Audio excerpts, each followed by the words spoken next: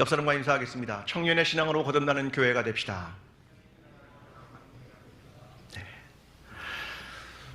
오늘 우리는 그동안 한 번도 가보지 않았던 길을 가게 됩니다. 외부의 압력에 의해서가 아니라 우리 스스로 예배를 축소하는 일을 결정했기 때문입니다. 이것을 결정하는 당회도 쉽지 않았고 또 우리 모두에게도 참 낯선 일입니다. 특별히 평생을 주일날 예배를 지켰던 많은 분들에겐 오늘 하루는 대단히 낯선 하루일 것 같습니다. 하지만 이 모든 결정이 교회를 그리고 우리나라를 위해서 바이러스의 확산을 막고 또 성도들을 보호하고 교회의 공적인 책임을 감당하는 일임을 이해해 주시기를 부탁드립니다. 오늘은 가정에서 영상으로 예배를 드리지만 온 가족이 마음을 다해 하나님을 찬양하고 하나님께 기도하고 하나님의 말씀을 경청함으로 우리의 마음의 변화 그리고 우리의 삶이 하나님 앞에 드려지는 귀한 예배, 그 예배의 현장이 여러분의 가정이 되기를 간절히 기도합니다. 오늘은 사순절 첫째 주일입니다. 예수 그리스도의 고난과 십자가를 묵상하고 또 우리의 회개, 또 우리 삶을 절제하는 기간으로 보내는 사순절 첫 번째 주일입니다. 또한 101번째 3.1절 기념주일이기도 합니다. 자유와 해방을 외쳤던 날입니다. 그래서 우리는 이제 오늘부터 시작해서 십자가, 하나님의 지혜라고 하는 주제로 하나님의 말씀을 나눌 것입니다. 오늘은 그 첫 번째 시간으로 말의 지혜, 하나님의 지혜라는 제목으로 말씀을 나누겠습니다. 한동일 작가의 로마법 수업이라고 하는 책이 있습니다. 이 책은 당시에 법이 발달했던 로마의 법은 무엇이었는가 거기에 대해서 설명하고 있는 책입니다. 그런데 그 전반부에 어떤 이야기가 등장하냐면 로마인들이 생각했던 인간은 누구인가 여기에 대한 설명을 하고 있습니다. 로마인들이 생각했던 인간, 그 인간의 기본은 뭐냐면 페르소나라고 하는 겁니다. 그러니까 그들의 인격 이렇게 이야기하죠. 근데 그것이 기초적인 단어입니다. 그들은 이렇게 설명합니다. 사람들은 자기 얼굴을 보는 시간보다 다른 사람의 얼굴을 보는 시간이 훨씬 많다. 근데 실제로 그렇죠. 근데 다른 사람의 얼굴을 보면서 우리는 매일을 살아가고 있지 않습니까? 다른 사람의 얼굴을 보면서 이런 생각을 하죠. 아, 사람들은 나와 다르게 생겼구나. 이런 생각을 하는 겁니다. 그러면서 다양성이라는 걸 받아들이고 자기의 삶을 깊이 있게 성찰하는 기회를 갖는다. 이렇게 이야기합니다.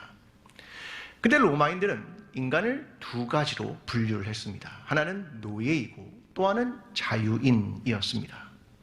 그들이 생각하는 노예는 누구였냐면 한 인격으로서의 페르소나를 잃어버린 사람들, 그리고 집단에 종속되어 한 집단에서 살아가고 거기에 안주하는 사람들, 그들을 노예다 이렇게 정의했습니다. 우리가 요즘 많이 사용하는 말인 호모라고 하는 건 바로 사실은 이것을 의미하는 말입니다. 그런데 이런 노예와 달리 자유인이 있었다 이렇게 설명을 합니다. 자, 이 자유인은 노예와는 완전히 다른 사람이다 이렇게 말하면서 그들은 인간이 태어나면, 사람이 태어나면 그 아기를 아버지가 높이 아이를 듭니다. 이 행동이 굉장히 상징적인 행동이었는데 이걸 뭐라고 부르냐면 톨레레 리베룸이라고 불렀습니다. 이 말은 한 인간이 사회 속에 태어났다 이런 말이 아니라 한 사람이 태어나 인류의 새 구성원이 되었다라고 하는 것을 의미하는 말이랍니다. 근데 이게 왜 중요하냐면 인간이 자유인이 됐다고 하는 것은 특권을 갖는 것이라는 겁니다. 어떤 특권입니까? 자유라고 하는 특권, 그리고 로마에는 공무원이 된다고 하는 이런 특권을 가졌습니다. 근데 또 한 가지 자유인에게 중요한 것이 있었습니다. 뭐냐면 책임입니다. 로마인은 병역의 책임, 납세의 책임을 가졌습니다. 심지어는 이런 책임뿐만 아니라 재판관이 이권을 위해 재판을 조작하거나 여성에게 약을 먹이고 추행하는 자는 공동체에서 영구 추방한다. 자, 이 말은 뭐냐면 자유인은 책임을 가지고 있다. 이것을 설명하는 겁니다. 그러니까 노예와 자유인은 완전히 달랐습니다.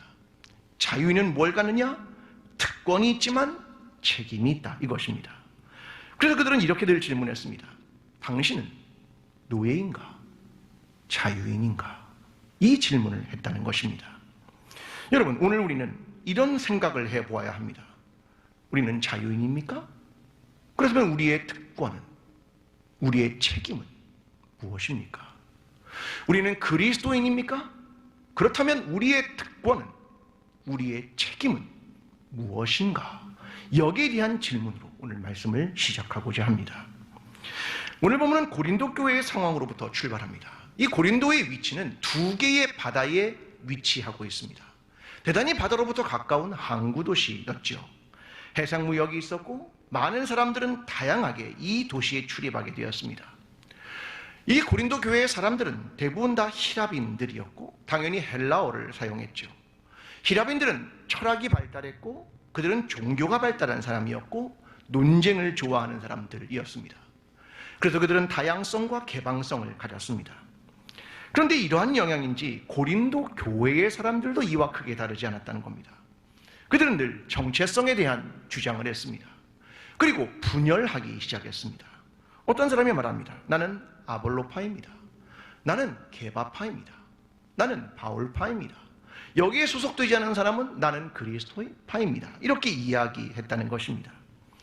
바울은 여기에 대해서 너희가 옳지 않다라고 말하면서 바울이 너희를 위해 십자가를 졌느냐? 이렇게 묻고 있는 것입니다. 또 하나의 문제는 이것입니다. 이 고린도에 있는 사람들, 히라빈들은 지혜라고 하는 걸 굉장히 중요하게 생각했습니다. 그런데 예수 그리스도가 진 십자가는 그렇다고 생각하지 않은 겁니다. 야, 십자가는 지혜인가? 여기에 대한 질문이 있었다는 겁니다. 바울은 십자가 말로 하나님의 능력이며 지혜라고 선포합니다. 너희의 지혜와 문벌이 하나도 중요하지 않다. 세상에 멸시받는 것과 천대받는 걸 통해 교만한 자를 꺾으시고 하나님의 지혜가 바로 이 십자가에 있다. 이것을 설명하는 것이 오늘 본문 전체의 내용입니다. 바울이 말하는 지혜, 그것은 무엇일까요? 구약 성경은 이 지혜를 호크마라고 이야기합니다. 이 히브리어의 호크마, 이게 과연 무엇냐는 겁니다. 고대로부터 수많은 지혜자들이 있었고 수많은 지혜들이 있었습니다. 그들은 격언과 잠언을 이야기했죠. 그런데 성경이 말하는 건 이겁니다. 하나님의 지혜가 있다. 사람들의 지혜 말고 하나님의 지혜가 있다. 그 지혜는 무엇이냐면 하나님을 경외하는 것이다. 이것이 진정한 지혜이다. 이것을 성경이 말하고 있는 겁니다. 그러므로 너희는 창조주를 두려워하고 그를 경외하여라. 그가 우리의 구원자이다. 그러므로 겸손하여라. 이것이 구약이 말하는 지혜였습니다.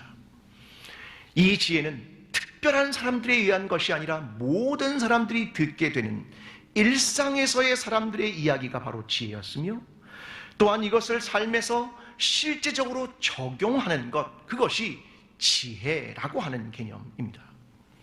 이제 바울이 이 지혜와 십자가를 오늘 본문에서 연결시키고 있는 것이 오늘 본문입니다. 자, 오늘 본문 바로 앞에 17절부터 좀 보겠습니다. 자, 17절의 말씀입니다. 그리스도께서 나를 보내심은 세례를 베풀게 하려 하심이 아니요 오직 복음을 전하게 하려 하심이로되 말의 지혜로 하지 아니함은 그리스도의 십자가가 헛되지 않게 하려 함이라. 자, 바울은 이렇게 말합니다. 복음이란 말의 지혜가 아닙니다. 복음은 말로 전하는 것이 아닙니다. 여러분의 사상과 여러분의 철학이 아닙니다. 이렇게 말하는 겁니다. 그러면서 12절에 이렇게 말합니다. 너희가 각각 이르되 나는 바울에게, 나는 아볼로에게, 나는 게바에게, 나는 그리스도에게 속한 자라 한다는 것이니, 사람들은 말했다는 겁니다. 나는 말이야 바울에게, 나는 아볼로에게, 나는 게바에게 속한 사람이야 라고 말을 했다는 겁니다. 그래서 20절에 바울이 이렇게 말합니다. 이 시대에 변론가가 어디 있느냐? 이렇게 묻고 있는 것입니다. 자, 그들이 말한 내용은 이런 것입니다. 누구에게 속했다, 이 말이죠. 누구에게 속했다, 이 말은 무슨 말입니까? 정체성입니다. 내 신앙의 정체성, 거기에 대한 이야기를 한 것입니다. 근데 무엇으로요?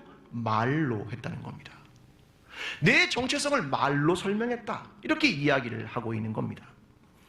또 하나는 이런 주장을 합니다. 사람들은 이렇게 말했습니다. 나는 아볼로에게 세례를 받았습니다, 이 이야기를 했습니다. 이게 뭡니까? 관계입니다. 그리고 내 경력입니다. 내 신앙의 정체성을 내 경력과 연관시켜서 난 누구에게 세례를 받았습니다, 이렇게 또 말한다는 겁니다. 바울은 이렇게 설명합니다. 나 자신이 그리스도와 가이오 외에는 세례를 준 적이 없는 것을 감사한다. 왜? 난 바울에게 세례를 받았습니다, 이걸 사람들이 신앙의 정체성으로 이해했기 때문입니다. 또 어떤 사람들은 이렇게 말했을지 모릅니다. 난 바울의 신학에 동의합니다. 바울의 신학은 이렇지 않습니까? 예수 그리스도를 믿고 주로 고백하면 구원을 받는다. 난 이것이 옳다고 생각합니다. 이게 생각, 신학의 동의를 하고 있는 겁니다. 여러분, 과연 신앙 정체성이란 무엇일까요? 그 사람과의 관계와 언어에 대한 동의입니까? 아니요. 전 이렇게 생각합니다. 신앙의 정체성이란 삶으로 이야기하는 겁니다. 삶으로 나타나는 것, 그것이 신앙의 정체성입니다. 난 누구에게 세례를 받았습니다, 난 어느 신학에 동의합니다, 이것이 아니라 삶으로 내가 누구임을 증거하는 것, 이것이 신앙 정체성이 아니겠습니까? 내가 그리스도임을 증거하는 것이, 내가 그리스도인이다라고 말하는 것이 전부입니까? 아니요. 삶이 그리스도인다워야 그 사람의 신앙 정체성을 말하는 것이 아니겠습니까? 여러분, 만약 고린도 교회 사람들이 내가 바울, 그 사람을 추종하고 내 정체성은 그에게 속했습니다 라고 말한다고 한다면 이것을 해야죠. 바울처럼 자기의 생명을 내어놓고 선교를 해야 하는 것이지요. 내가 게바에게 속했다라고 말했다고 한다면 게바처럼 예수 그리스도의 뒤를 따라가며 십자가를 결국 지고 따라가는 것, 그것이 삶으로 드러내는 신앙 정체성이 아니었겠습니까? 만약 바울처럼 게바처럼 그들의 삶을 똑같이 따라감으로 신앙 정체성을 얻으려고 했다면 그 둘은 다르지 않았을 거라는 말입니다. 고린도 교회의 성도들이 삶으로 증거하는 신앙 정체성은 다르지 않았을 거란 말입니다. 문제는 말로 했기 때문입니다. 101년 전 3.1운동이 일어났습니다. 누군가는 투옥되고 누군가는 생명을 잃었습니다. 그 중엔 많은 기독교인들이 있었습니다.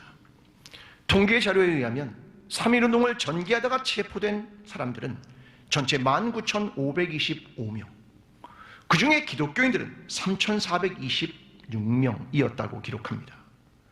2,000만 중에 단 1%밖에 되지 않았던 기독교인은 체포된 수가 17.6%였다는 거죠. 이게 무엇을 말합니까? 그 당시 기독교인은 삶으로 내가 한국인임을, 내가 그리스도인임을 삶으로 전했다는 겁니다. 그 당시에 많은 사람들은 기독교인들을 체포하기 위해, 운동을 한 사람들을 잡기 위해 길거리에서 물었습니다.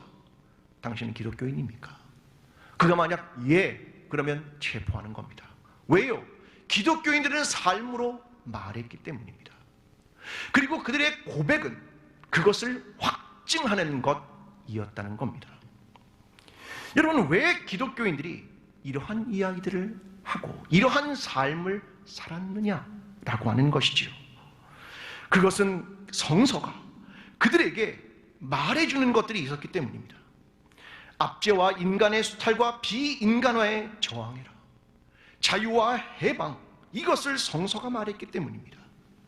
출애굽기를 읽으면서 자유가 무엇인지, 다윗과 골리앗의 이야기를 통해 하나님 편의 선자가 약자라도 승리한다는 것을, 그리고 예수 그리스도의 십자가를 통하여 타자를 위해 자기의 생명을 기꺼이 내어놓는 삶을 배웠기 때문입니다.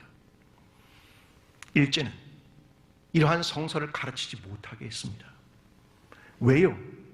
기독교인들은 성서에 있는 이야기를 오늘의 삶의 현장으로 끌어냈기 때문입니다. 말씀을 삶으로 살아냈기 때문입니다. 그래서 그들이 그러한 일을 행할 수 있는 것이었습니다.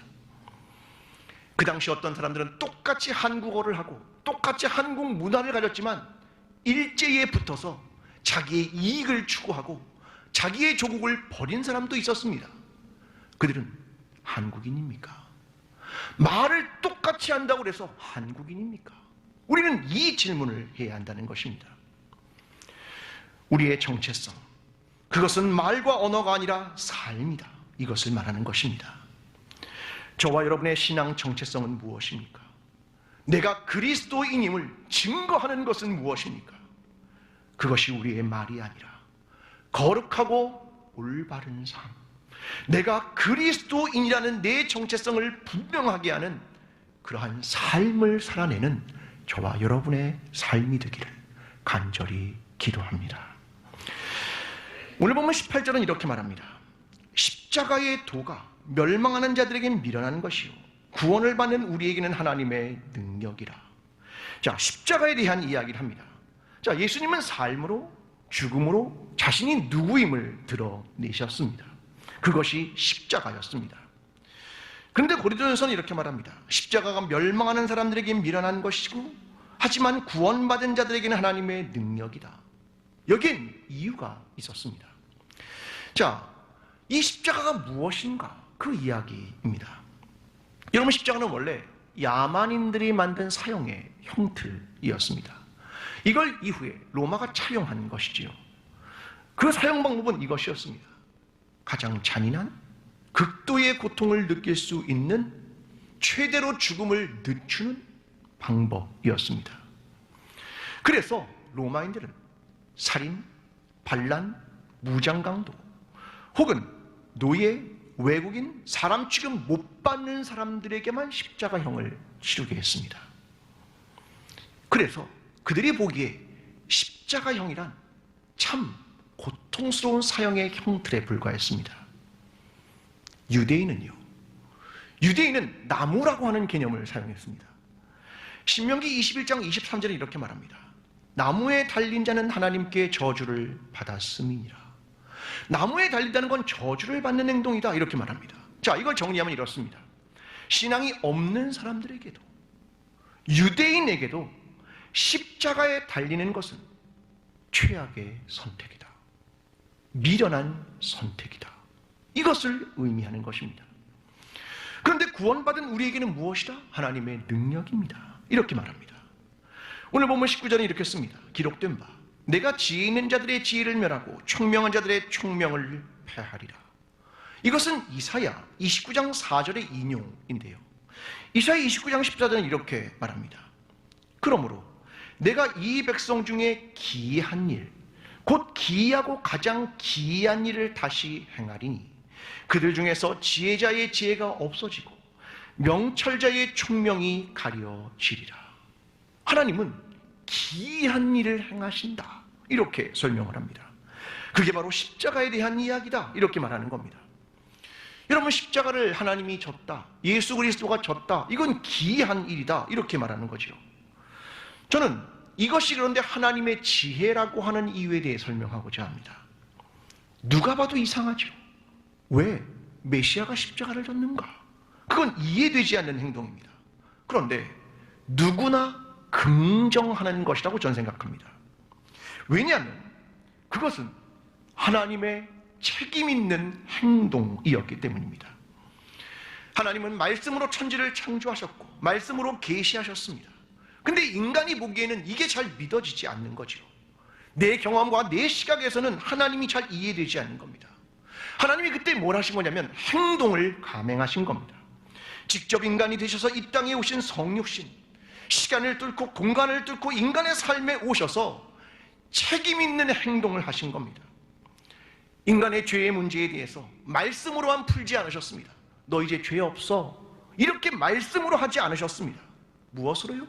직접 죽음을 통해, 십자가를 통해 죄는 그 대가를 치러야 한다는 메시지를 이행하신 겁니다. 하나님이 하신 말씀을 자기 몸으로 이행한 것입니다. 저는 이것을 본 많은 사람들은 보편적 이해를 할 수 있다고 생각합니다. 아, 하나님이란 말로만 하지 않는구나. 하나님이란 직접 인간이 되셔서 십자가를 지시는 책임 있는 행동을 하시는구나. 그걸 이해할 수 있다고 생각합니다. 만약 하나님이 예수 그리스도가 십자가에서 죽지 않으셨다면 사람들은 이렇게 말할 겁니다. 하나님, 하나님의 공의가 어디 있습니까? 하나님이 말씀하신 공의는 어디 있습니까? 라고 비난할지도 모릅니다. 혹은 어떤 사람은 이렇게 말할 겁니다. 하나님은 하늘에서만 말하시는 겁니까? 우리와 상관없는 분 아닙니까? 라며 거리감을 느낄 수도 있을 것입니다. 그런 하나님은 십자가를 지심으로 책임 있는 행동을 하심으로 하나님의 하나님 되심과 자신의 말씀의 무게를 실으셨습니다. 그리고 모든 사람이 이해할 수 있는 하나님, 그 하나님을 보여주신 것입니다. 강주원 작가의 이러지도 저러지도 못하는 당신에게 라고 하는 책이 있습니다. 자, 이 책에 보면 책임을 아는 사람이라는 글이 등장합니다. 제가 그 일부를 읽어드리겠습니다. 선택이 자유로운 사람은 책임의 무게를 아는 사람이다. 자유롭게 선택하기 이전에 책임의 무게를 가늠할 수 있는 사람이다. 그리고 그 무게가 버거울지라도 최선을 다해 그것을 짊어지려 노력하는 사람이다. 그래서 그들은 신중하게 선택하고 묵묵히 결과를 수용하고 또다시 자유롭게 선택한다. 책임을 아는 사람이란 누구인가? 그것에 대한 이야기입니다. 누군가는 오늘만 넘기려 합니다. 누군가는 변명거리를 찾습니다. 누군가는 동전을 던져서 선택하는 운명에 맡기려 합니다. 그러나 책임을 아는 사람은 버거울지라도 그 무게를 짊어지는 사람이다. 저는 하나님의 선택이 이거라고 생각합니다. 책임을 짊어지는 일. 그래서 주님은 십자가를 지신 것입니다. 여러분, 오늘 우리 사회에 신천지가 가장 큰 문제가 되고 있습니다. 그 중에 하나는 이것입니다. 공적 책임을 지지 않는다라는 겁니다. 바이러스가 번지는 엄중한 상황에도 자기 조직을 지키는 것이 그들의 핵심입니다. 방역을 총괄하는 공무원이 신천지라서 속입니다. 공항의 검색대의 직원이 신천지라는 이유로 숨깁니다. 여러분, 공무원인데요. 무엇이 중요합니까? 공적인 거요? 아니면 조직을 유지하는 거요? 그래서 우리가 사입이라고 말하는 겁니다. 여러분, 중요한 건 뭐냐면 공적인 신앙입니다. 자, 기독교는 이 공공성이라는 게 굉장히 중요한 것입니다. 공적 신앙이라는 말을 사용합니다. 기독교의 신앙은 반사회적이지 않습니다. 자기들만을 위한 비밀 조직이 아니란 말입니다. 공적인 책임을 다한다. 이게 기독교의 굉장히 중요한 공적인 신앙입니다. 오늘 저와 여러분은 어떤 삶을 살아가는 것입니까? 오늘 우리는 우리만을 위한 삶입니까? 아니면 공적인 삶입니까? 여러분, 우리는 세상을 위해 존재하는 사람들, 세상을 구원하기 위한 사람들 아니겠습니까? 그러므로 하나님께서 십자가를 지심으로 책임을 지신 것처럼 오늘 우리에게 맡겨진 귀한 공적인 책임을 감당하며 사회를 향한 이러한 공적인 책임을 감당하는 그리스도인과 광주 제1교회가 되기를 간절히 기도합니다. 오늘 24절과 25절의 말씀입니다. 오직 부르심을 받은 자들에게는 유대인이나 헬라인이나 그리스도는 하나님의 능력이요 하나님의 지혜니라. 하나님의 어리석음이 사람보다 지혜롭고 하나님의 약하심이 사람보다 강하니라. 하나님에 대한 십자가를 이렇게 이야기합니다. 참 어리석은 방법이었다. 참 약한 방법이었다. 압니다. 그런 것도 같습니다. 그런데 하나님은 그 방법을 통해 구원의 역사를 시작하셨습니다. 사랑하는 광주제일교회 성도 여러분, 예수 그리스도가 십자가를 졌다. 그가 사형의 형틀을 졌다 해서 부끄러우십니까? 아닙니다. 하나도 부끄럽지 않습니다. 하나님이 이 땅에 오셔서 십자가를 지시는 너무나 나약한 모습을 보였다. 이것이 부끄러우십니까? 아니요. 오히려 우리에게 허락된 하나님의 은혜입니다. 오히려 우리는 강해지려는 유혹을 받기도 하고 더 많은 지식을 갖고자 하는 유혹을 받기도 합니다. 그러나 기억하십시오. 성경은 십자가가 가장 위대한 하나님의 지혜였음을, 가장 큰 능력이었음을 설명하는 것입니다. 예수 그리스도의 뒤를 따르기를 원하는 성도 여러분, 우리가 하나님 앞에 피조물임을 기억하며 우리가 더 겸손하게 낮아짐으로, 희생으로 십자가의 삶을 살아가야 하는 것이 아니겠습니까? 고린도후서 4장 5절은 말합니다. 우리는 우리를 전파하는 것이 아니라 오직 그리스도 예수의 주 되신 것과 또 예수를 위하여 우리가 너희의 종된 것을 전파함이니라. 그가 우리의 주님입니다. 이것을 전파할 뿐 아니라 내가 당신의 종입니다 라고 하는 이 낮아짐의 삶을 통하여 이 복음은 전파됩니다.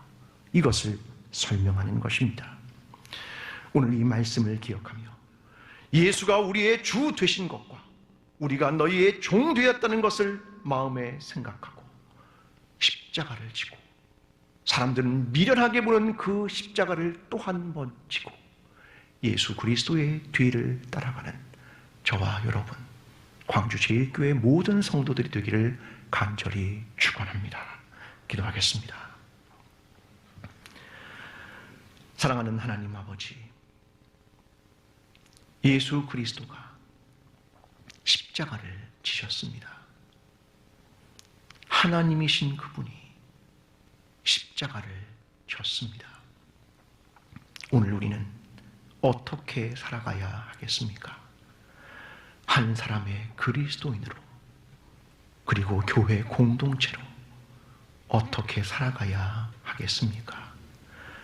주님, 너무나 힘든 길이고 어려운 결정들이고 무거운 책임이긴 하지만 여기에 영생이 있으며 이것이 진리이며 이것이 복음임을 기억하며 십자가를 지고 예수 그리스도의 뒤를 따라가는 참된 그리스도인이 되게 도와주시옵소서.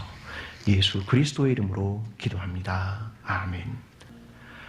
사랑하는 광주제일교회 성도 여러분, 우리가 그리스도임을 말이 아니라 삶으로 증거하십시오. 그리고 하나님께서 하신 말씀에 책임을 지시고 직접 십자가를 지시기를 생각하며 예수 그리스도를 따라 자기를 희생하며 십자가를 지는 하나님의 지혜로 살아가는 그리스도인이 되십시오. 이 길을 걷는 모든 자에게 우리 주님이 함께 하실 것입니다. 이제는 우리를 위하여 십자가를 지신 예수 그리스도의 은혜와 하신 말씀을 직접 지켜나가는 하나님 아버지의 사랑과 오늘도 하나님의 지혜를 이루시는 이를 도우시는 성령님의 인도하심이 십자가의 삶으로 그리스도인의 정체성과 사랑을 실천하기를 원하는 모든 광주제일교회 성도들의 삶 위에 어려움 속에서도 치료와 일상의 회복을 꿈꾸며 나아가는 이 나라와 민족 위에, 온 세계 위에 지금부터 영원까지 함께 하시기를 간절히 축원하옵나이다. 아멘.